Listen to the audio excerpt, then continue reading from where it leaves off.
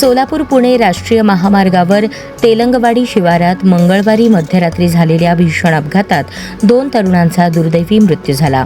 भरधाव वेगातील इर्टिगा कारने समोरील मालट्रकला पाठीमागून जोरदार धडक दिल्याने हा अपघात घडला.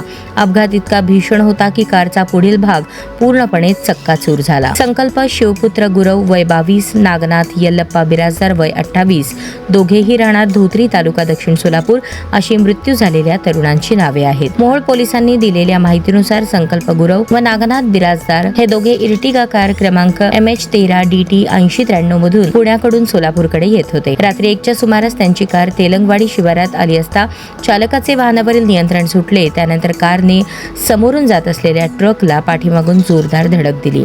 अपघातानंतर महामार्गावर काही काळ गोंधळाचे वातावरण निर्माण झाले. स्थानिक नागरिक व शेजारी राहणारे संजू गुरव यांनी तात्काळ मदतीसाठी धाव घेत जखमींना रुग्णवाहिकेतून सोलापूर येथील शासकीय रुग्णालयात हलवले. मात्र गंभीर दुखापत आणि अतिरक्तस्रावामुळे उपचारापूर्वीच दोघांचा मृत्यू झाल्याचे डॉक्टरांनी घोषित केले.